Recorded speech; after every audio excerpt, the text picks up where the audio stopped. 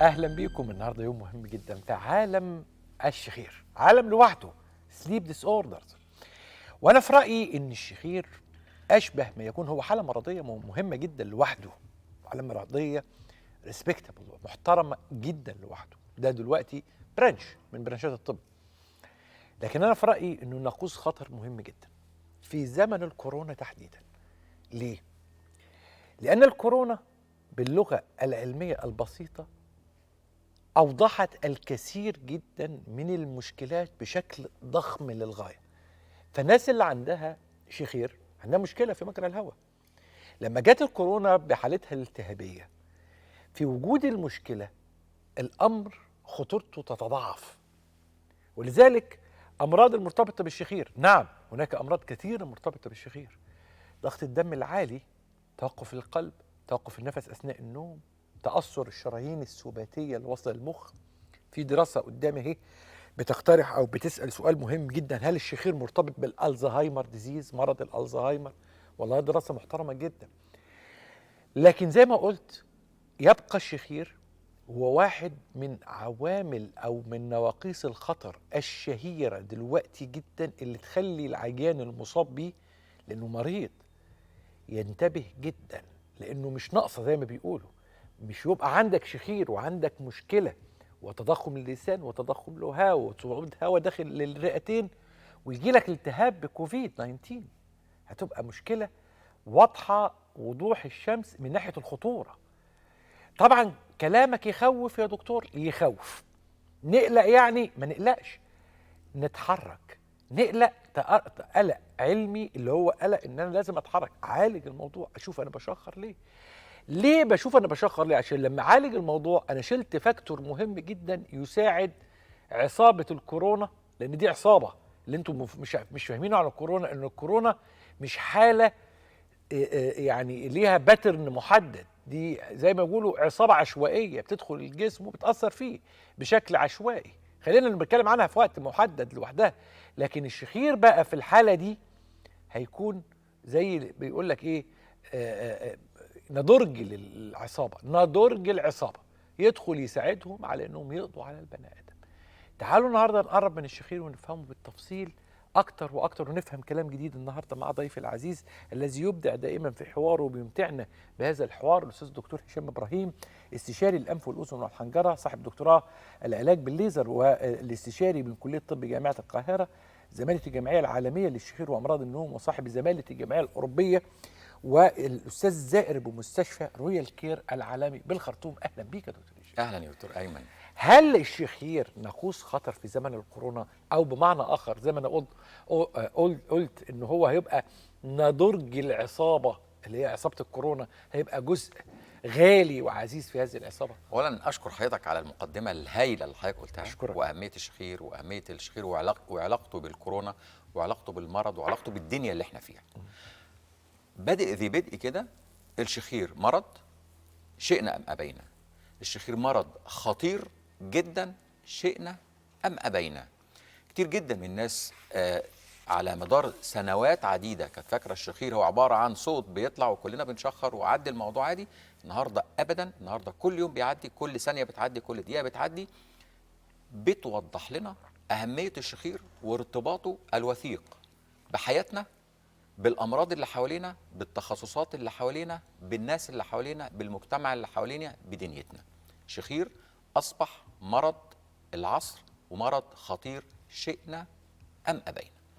الشخير طبعا والكورونا دي يعني النهارده فعلا كتير، يعني يوميا، مش هقول يعني، حالات كتير جدا بتجيلي شك ان هي كورونا وعندها شخير. ايه العلاقه بينهم النهارده؟ الكورونا التهاب زي ما حضرتك عارف فيروس بيدخل بيعمل مشاكل في الجهاز التنفسي، بدايه من الانف للحلق للرئه للقصبه الهوائيه وما اكثر من ذلك.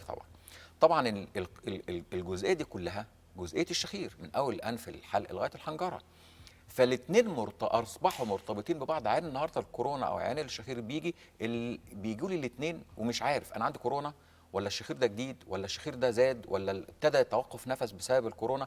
الحقيقه موضوع بقى مهم جدا، والفصل فيه بقى محتاج عين فاحصه دقيقه تقدر تفسر وتقدر تفصل ما بين هل ده شخير ولا كورونا ولا الاثنين ولا ده الجيل الاول ولا ده الجيل الاول. فترة النقاهة هذه العملية من عمليات اللي تحتاج إلى وقت عشان تظهر نتائجها، ولا يعني ولا الأمور بتبقى باينة من الأول وتتحسن؟ يعني طبعا النتائج في عموما في كل الجراحات اسندنج مانر يعني. ده سؤال حلو قوي الحقيقة بقى. هنا المريض او الدور بتاع الطبيب او واجب الطبيب على المريض للمريض ان هو يشرح له لان احنا عمليات الشخير عندنا عمليات مركبه. يعني انا ما عنديش عمليه ثابته للشخير، ما هي العمليه تفصيليات بالظبط كده. ما عنديش اوبريشن. انا ما عنديش مثلا ايه عمليه لوز اشيل لوز، ما عنديش مثلا عمليه حاجز انفي اعدل حاجز انفي. على حسب المشاكل فين، على حسب المشكله. وعندنا مشكلتنا ان احنا مجرى تنفس من اول الانف لغايه الحنجره، المنطقه دي فيها 10 15 عامل، كل عامل فيهم ممكن يبقى فيه عمليه وعمليتين. طب تخيل حضرتك لما يبقى 30 عامل قدامي انا بتحرك فيهم. هو السؤال كل واحد فيهم ليه نسبه تحسن ونسبه شفاء بفتره معينه. هدي لحضرتك مثلا عمليات غضاريف الانف. عمليات غضاريف الانف من العمليات السهله جدا، لكن من العمليات البوست اوبراتيف بتاعها بايخ شويه. بايخ بمعنى ايه؟ بايخ بمعنى اذا ما كانش يتعمل متابعه للمريض كويسه ممكن يحصل التصاقات. اذا ما كانش يتعمل المريض متابعه ونظافه للانف كويس، مع اننا بنستخدم جهاز الشيفر، ولكن المتابعه مهمه جدا. عشان كده لما بنتدخل في المريض في مثلا تصغير غضاريف الانف، انا بدي المريض شهر ونص لغايه ما يتحسن. مع اني لو عملت له تجميل للهاه فقط، يعني في عيانين بعمل لهم تجميل للهاه وسقف الحلق بالبنج الموضعي في 10 دقائق، اقول له انت بكره الصبح تنزل شغلك، بعد بكره تاكل وتشرب زي ما انت عايز، والتحسن بيظهر في خلال 24 ساعه. ففرق كبير جدا ما بين 24 ساعه وفرق كبير ما بين شهر ونص. فعشان كده المريض اللي يسمع كلام الطبيب ويقول له انا امتى هتحسن، كل جزئيه وكل شغل في جراحات الشخير لفتره زمنيه محدده عشان المريض يقدر يتحسن فيه. المريض هنقف عند الكلمه المهمه دي قوي، لان في كتير من مرضى الشخير مش حاسين انهم مرضى. يعني هم ما بيعتبرش نفسه مريض، هو جاي على رجليه، هو ما بيكحش دم مثلا لا قدر الله، ما عندوش كرشه نفس عنيفه، ما عندوش الم في حته. الفكره بتاعتنا عن المرض دايما هي ان يكون في عرض فظيع، رجلك ورمه يبقى انت، لكن ده مريض وممكن يكون مرضه خطير كمان. لكن انا بحب اسمعهم ليه بقى؟ لان تجربتهم ليها تركات كده صغيره هم بيقولوا عليها يمكن مش موجوده في الكتب، وممكن ما نخطرش في بالنا ان احنا نهتم بيها. مش تقصير منا، لان احنا بنبص دايما للحاجات الكبيره، بنخاف من الميجور بروبلم. الميجور بروبلم دي مش في دماغ العيانين. طب ايه اللي في دماغهم؟ تعالوا نسمع مع بعض. السلام عليكم، انا اسمي محمود عبد المجيد من محافظه الاقصر. كنت اعاني من الشخير من يزيد اكثر من 18 سنه، مع ارتفاع في نسبه الضغط وارتجاع في المريء وانتفاخ في المعده مع ارق النوم. والمشكله دي كنت اعاني فيها فتره كبيره، وانا نايم اثناء الليل كان يحصل لي ارق نوم وما فيش تعدي عليه ربع ساعه ولازم اصحى من النوم. اصحى ساعات بارتفاع الضغط ودوخه ودوار شديد خالص، كاني ما نمتش خالص. وحتى المدام عندي حصل موقف في يوم كان الحمد لله ربنا نعم عليا اني ما شخرش وبتاع، فخافت عليا فكره ان انا مغمي عليا. انا الشخير بصراحه كان مسبب لي ارتفاع في الضغط.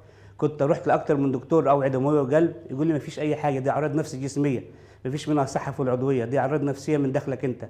ومع ذلك برضه نفس الاعراض كانت تجيني تاني، انتفاخ في المعده وغازات وارتجاع في المريء. رحت كشفت دكتور جهاز هضمي وقال لي برضه مفيش اي حاجه عندك خالص. برضه لقيت نفس الاعراض رجعت لي تاني، قال لي الحل في انك تعدل الحجز الانفي اللي عندك، لانه هو السبب الاساسي المسبب للمشاكل دي. انت معدتك والجهاز الهضمي عندك تمام، ما فيهوش اي مشاكل. المشاكل الاساسيه ناتجه من الحجز الانفي. اجمل مكان رحته في مصر على فكره استمتعت جدا الاقصر. الاقصر دي حته يعني فيها بركه كده جميله، وفيها حاجه طاقه ايجابيه، واهل الاقصر دول ناس جمال جدا هم، واسوان، الاقصر واسوان. لكن الراجل ده مذاكر قوي يعني ما شاء الله، دايما الصعايده بيذاكروا الحاجه. فقال كلام يعني اكاديمي جدا، اتكلم على ضغط دمه، بس اتكلم على حته جديده، الجهاز الهضمي بتاعه وتاثيراته بسبب التهاب سقف الحلقه. طبعا العيان يا دكتور ايمن بيبقى حافظ نفسه، حافظ ايه اللي بيشتكي بيه. يعني لما ساعات بسمع العيان انا بحس ان انا يعني ماسك الكتاب وكل السيمتومز زي ما بيقولوا كده احنا كنا بنحفظها وبنعرفها، هو بيسمعها لي واحده واحده بالايه، بالبرايورتيز بتاعتها، بدرجه الاهميه. انا ضغط الدم يعني هو ركز على ضغط الدم جدا جدا، لان ده اكتر حاجه مسببه له مشكله. وبعدين ركز على الجهاز الهضمي، سواء كان الغازات، سواء كان الارتجاع المريء، سواء كان فهو العيان حافظ حالته كويس جدا. لكن الحقيقه يعني كده بالذات العيان دون مشكله القلب ومشكله ضغط الدم عنده كانت مشكله كبيره، كانت مقرقاه. دلوقتي يعني انا بشكر دكاتره جراحين القلب بالذات، لان هم ابتدوا ياخدوا بالهم جدا من تاثير الشخير والخنقه والسليب ابنيا على موضوع القلب. كان الموضوع زمان مش عايز اقول تايه في بعض، او ما كانش فيه تخصص شخير، فكانت العمليه بالنسبه له هنودي العيان فين؟ ما العيان مخنوق من فوق. فالنهارده الحقيقه ابتدت جراحين القلب يبعتوا لي الحالات بالاسم زي ما بيقولوا. ليه؟ لان هو جراح القلب لما بيعمل عمليه قلب مفتوح ويرجع الضغط ويرجع القلب او يرجع الدم للقلب مره تاني ويرجع القلب لحالته الطبيعيه. طبعا هسال سؤال مهم جدا، هو اهميه الاكسجين ايه؟ كلنا عارفين الاكسجين مهم جدا، بيدخل وبنتنفس وهو اللي بيروح كل حته، لكن الناس كتير ما تعرفش ان الدم اللي ماشي في جسمنا ده ان ما كانش يتملوا اكسجين زي يعني سنه رابعه ابتدائي بيدرسوا السيركيلاتري سيستم والاكسجينيتد والنون اكسجينيتد، الدم الاحمر والازرق. فالقصه كلها في الاكسجين، هو كله احمر على فكره. بالظبط كده. بالظبط كده. يعني الوريد ده يعني مش عشان يفرقوا يعني. بالظبط. فهي القصه كلها في الاكسجين، مش بيتعور يطلع دم ازرق. بالظبط كده. فهو الاكسجين بيدخل يخلي، نتكلم بقى بسنه رابعه ابتدائي، يخلي الدم الازرق احمر. فالاكسجين ده اللي بيخش هو اللي بيخلي الدم احمر، يخليه دم بقى، اللي هو زي ما بيقولوا اللي هو الاكسجين يدخل في كل حته في الجسم. فاهميه جراحه القلب المفتوح بتعتمد اساسا على الاكسجين اللي احنا بندخله لها بفضل ربنا. فدي نقطه مهمه في منتهى الاهميه. كان عندنا مدرس علوم زمان، يعني تقريبا ما كان اتخانق معايا مره وانا طالب صغير، فاكرها لغايه دلوقتي سبحان الله يعني. انه انا قلت الكلى قبل الجهاز الهضمي، فضايق قوي وانا بتكلم على الكلى قبل الجهاز الهضمي. كنا في سنه 6 ابتدائي ولا في 5 ابتدائي يعني. فهو فاكر ان يعني قال لي تعبير ساعتها يدل على انه ما كانش مدرس علوم. يعني كانوا زمان بقى ساعات يجيبوا مدرس علوم لغايه لما يجيبوا مدرس علوم يعني. لكن هرجع اقول تاني انه الناس بدات تفهم طبعا قيمه وخطوره الشخير، واعتقد ان احنا بسبب هذا الفيديو اللي انا اكتر برنامج في العالم وفي وجودك طبعا نزلنا هذا الفيديو اللي هو فيديو لسليب ابنيا، توقف النفس اثناء النوم، هو ده اعتقد انه خلى زملائنا في البرانشات التانية بداوا ياخدوا بالهم من هذا الموضوع. والفيديو ده كمان احلى لانه ده بيورينا مع السمنه، فبتوع جراحين السمنه بداوا ياخدوا بالهم طبعا من الموضوع يعني كمان. فكله بدا ياخد باله قد ايه الشخير بيضر الانسجه. هو عايز يعمل عمليته في السمنه ولا يعمل عمليته في القلب، والانسجه بتاعه الجسم جيده التوصيل للاكسجين، فلازم يجي لك الاول عشان تضمن له انه لما يضرب غرزه ويعمل غرزه تلتئم الجرح ما يحصلش اي مشاكل غير مفسره ويكون سببها فعلا ان الانسجه مش واصل لها اكسجين. بتنورنا وبتشرفنا، وهنسيب المشاهدين مع اخونا الجميل من الاقصر الحبيبه بلد الخير والامان، ضيفي العزيز القيمه العلميه الكبيره الاستاذ دكتور هشام ابراهيم، استشاري انف واذن وحنجره ودكتوراه واستشاري علاج بالليزر من كليه طب جامعه القاهره، زميله الجمعيه العالميه للشخير وامراض النوم والجمعيه الاوروبيه، والاستاذ زائر من مستشفى رويال كير العالمي اللي بالخرطوم. نورت وشرفت دايما الدكتور. الشرف لينا يا دكتور ايمن. هنسيبكم مع مريض الشخير الجميل اللي بيحكي بثقافة عالية، ودي ثقافة مطلوبة في كل الأمراض. لازم تكون عارف، لأنك لما هتكون عارف هتعرف تتحرك إمتى وهتحرك إزاي وهتحرك عشان تنقذ نفسك بشكل كامل، لأنك أنت الأساس في التحرك. محدش هيجي لك ويقول لك انزل غصب عنك، أنت اللي بتتحرك عشان تعالج نفسك. خليكوا دايما مع الدكتور. والحمد لله رب العالمين، انا جاي في خلال 10 ايام اللي انا قاعد فيهم بعد العمليه في البيت ومركب الدعامه، حسيت باني حتى برشام الضغط اللي انا باخده ببعد عنه يوم بعد يوم، بخف منه تدريجيا. وانا جاي برضه في المواصله في القطر من محافظه الاقصر من الصعيد، حاسس ان مفيش انتفاخات ولا غازات، حاسس ان الجو والجسم معايا والدنيا والجهاز الهضمي طبيعي جدا 100%، مفيش اي مشاكل. وحسيت برضه ما بعد ما فكيت الدعامه احسن من الاول، وان الاكسجين ملا صدري اكتر بنسبه كبيره، زيد عن 80%، اكتر من الاول بنسبه كبيره خالص. انا كنت منهك انا وماشي، انا وبتكلم في التليفون احس بنهجان وتعب فظيع، لدرجه اهلي بيتي انا وكنت قاعد في مره ربنا انعم عليا وما كانش في اليوم ده مفيش شخير، فالمدام قلقت عليا، اتخضت عليا فكره ان انا مغمى عليا ولا حاجه، فصحتني قالت لي بتشوفني ان انا مغمى عليا ولا تمام. فالحمد لله رب العالمين. وارجو من كل شاب او شابه بيعاني من نفس الاعراض اللي انا قلتها، وبيعاني من انعواج في الحاجز الانفي ونقص في الاكسجين ومتلازمه نوم وارق النوم، ان ما يسكتش على نفسه، يحاول يسال ويدور ويكشف عشان خاطر يعمل العمليه دي، لان بصراحه ما بعد العمليه شيء جديد خالص خالص احسن من الاول. فحرام ان الواحد يضيع عمره في نقص اكسجين وتعب وارق ونوم وارهاق، مع انه الحل في يده يقدر يخلصه ويخرج منه بسلام ان شاء الله.